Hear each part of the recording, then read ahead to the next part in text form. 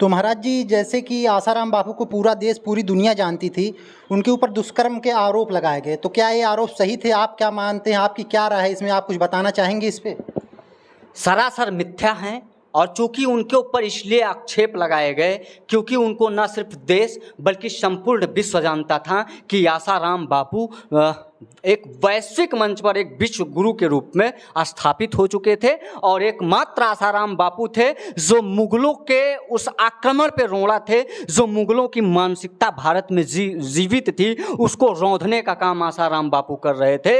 ईसाइयों को रौंदने का, उन मशीनरियों को रौंदने का काम आसाराम बापू कर रहे थे। जो मशीनरियां, जो मुगल और ईसाई मशीनरियां आज भी भारत में धर्म परिवर्तन का सबसे बड़ा कारण बनी हुई थी और आसाराम बापू उस पे सबसे मजबूत स्तंभ के रूप में रोकने का काम कर रहे थे, महाशक्ति के रूप में। और शायद इसीलिए आसाराम बापू के ऊपर मात्र 24 घंटे के अंदर अनगिनत मुकदमे, ये भारतीय एजेंडे के अंतर्गत नहीं बल्कि उन तमाम देशों जो भारत विरोधी देश हैं उनके एजेंडे के अंतर्गत मुकदमे पंजीकृत कर दिए गए और आसाराम बापू को महज 5 दिन के अंदर तमाम मुकदमों में दुष्कर्म और तमाम अपराधों में दोषी करार देते हुए आसाराम बापू को जेल में डाल दिया गया। ये वही आसाराम बापू थे जिन्होंने न सिर्फ एक व्यक्ति बल्कि लाखों की संख्या में उन मुस्लिम हो गए, ईसाई हो गए हिंदुओं को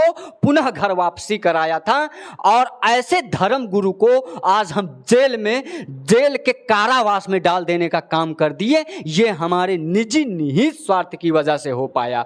हम वहीं अगर मुसलमान होते, हम वहीं अगर ईसाई होते तो आज किसी सरकार में ये औकात नहीं थी, ये हैसियत नहीं थी। बड़े ही चैलेंज के साथ मैं आपको आपको इस माइक के माध्यम से बताना चाहता हूं, ये औकात किसी सरकार में नहीं थी कि ये कोई कर पाता। ये आसाराम बापू के साथ इसलिए हुआ क्योंकि वो हिंदुओं के धर्म गुरु थे और हिंदुओं के संस्कृति, सभ्यता और उनके धरोहरों के संरक्षण में काम कर रहे थे आसाराम बापू। ये हम लोगों की निर्बलता है, कायरता है, दूषित मानसिकता है कि किसी के भी आरोप लगाने से हम ये तय कर लेते हैं कि वास्तव में हमारे धर्मगुरु ऐसे थे।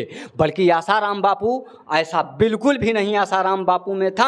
आसाराम बापू एक जिस प्रकार से वो सफ़ेद वस्त्र पहनते थे, इसी प्रकार से निर्मल सफ़ेद वस्त्र की तरह उनका निर्मल मति था और वो चाहते कि संपूर्ण भारत इसी निर्मल मति के साथ विश्व गुरु के पथ पर आगे बढ़े और सनातन धर्म का परचम लहराए, जो उन्होंने किया भी। न सिर्फ देश बल्कि दुनिया के लोगों को उन्होंने जोड़ा और भारत के आर्थिक व्यवस्था में भी अपनी मजबूत स्थिति को दावेदारी के साथ प्रस्तुत कराया। और शायद यही कारण था कि पूर्ववर्ती सरकारों ने आसाराम बापू के ऊपर नकेल कसने का काम किया, क्योंकि पूर्ववर्ती सरकारों की जो मंशा थी वो पश्चात सभ्यता से मेल खाती थी और आसाराम बापू भारतीय संस्कृति और सभ्यता के लिए सजग प्रहरी बन कार्य कर रहे थे। जैसे बॉर्डर पे हमारी सिक्योरिटी, हमारी फोर्स, हमारी आर्मी काम करती है, वैसे देश में हमारे धर्म रक्षक, धर्म संस्कृति योद्धा काम करते हैं और उसी के रूप में आसाराम बापू काम कर रहे थे। लेकिन दुर्भाग्यजनक है हम हिंदुओं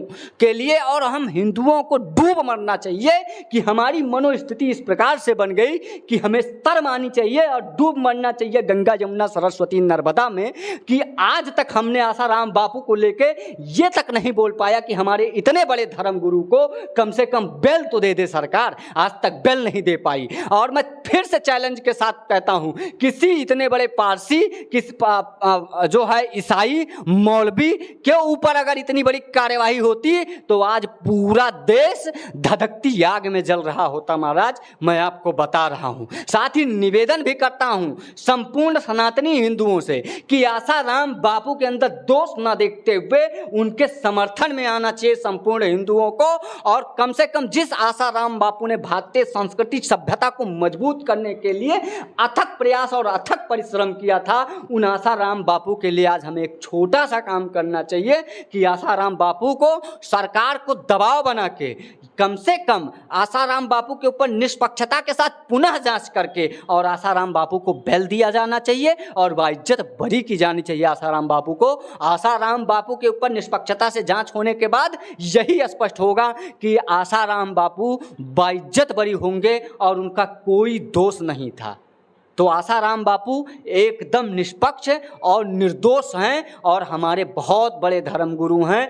हिंदुओं को जागना चाहिए और आसाराम बापू को लेकर कार्य करनी चाहिए। साथ ही निवेदन करता हूं मैं भारत के सर्वोच्चतम न्यायालय से, आदरणीय राष्ट्रपति महोदया द्रौपदी मुर्मू जी से और देश के यशस्वी प्रधानमंत्री श्री नरेंद्र दामोदर दास मोदी जी से कि हमारे इतने बड़े धर्मगुरु, धर्म तथा संस्कृति के पर्याय थे आसाराम बापू। आसाराम बापू को जबरन बलात्कार और मर्डर के केस में फंसाना ये हम सभी के लिए दुर्भाग्यजनक है। आसाराम बापू को छोड़ा जाना चाहिए, आसाराम बापू को बाइज्जत बरी की जानी चाहिए और पुनर्विचार करके कोर्ट से और इनके ऊपर निष्पक्षता पूर्वक पुनः जांच लगानी चाहिए जिसमें आसाराम बापू निर्दोष पाए जाएंगे और कोर्ट को मजबूरन दोषी करार देना पड़ेगा। तो महाराज जी, आप कहना चाहते हैं कि आसाराम बापू जी के ऊपर जो आरोप लगाए गए वो बेबुनियाद है, उनकी ये हालत इस वजह से हुई है कि हिंदुओं में एकता नहीं है और सरकार उन पर ध्यान नहीं दे रही है।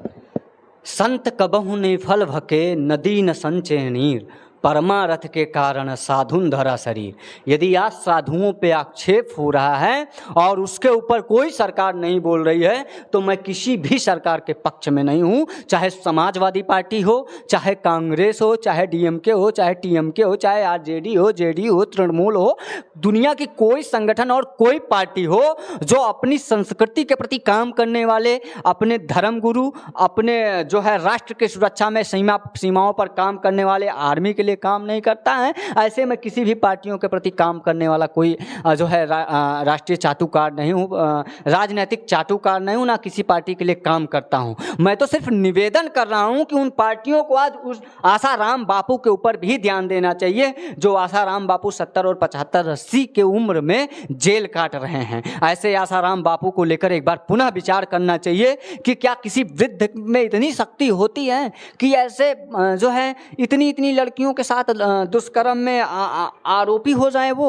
और वो जो है संत होके मर्डर करवाए। जो संत जो है सर्वे भवन सुखना की कामना करता है, इसका मतलब कल को मुझे भी, दिवाकराचार्य को भी इस स्थिति में लाया जाएगा, कल को उन तमाम बाबाओं को इसी स्थिति में लाया जाएगा और हिंदू चुप रहेगा। आज इसी एकजुटता की बात की जा रही है, इस पर विचार करना चाहिए। जो पूर्व में घटनाएं घटित हुई हैं उन पर पुनर्विचार करना चाहिए और आसाराम बापू निष्पक्ष निर्दोष हैं, इस पे कहीं कोई आक्षेप है ही नहीं।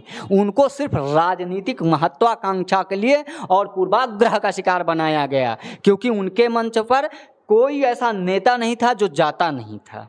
चाहे नरेंद्र मोदी हो, चाहे इंदिरा गांधी हो, चाहे सोनिया गांधी हो, चाहे राहुल गांधी हो, चाहे मुलायम सिंह यादव, तो तमाम सारे नेता राजनीतिक दल उनके उस राजनीतिक मंच पर गए। लेकिन आसाराम बापू को फंसाने का आखिर क्या कारण रहा? ये सिर्फ और सिर्फ राजनीति था, राजनीतिक महत्वाकांक्षा था। आसाराम बापू का जो काम था वो कुछ लोगों को ठीक नहीं लग रहा था।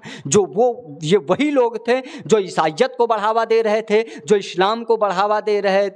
इस्लाम के नाम पे एक अलग कानून बना के कश्मीर को अलग रख के भारत पाकिस्तान का विभाजन कर दिए। ये सारे लोग कारण हैं आसाराम बापू को जेल में डालने के लिए। आसाराम बापू निष्पक्ष निर्दोष हैं। आसाराम बापू के ऊपर पुनः विचार किया ही जाना चाहिए।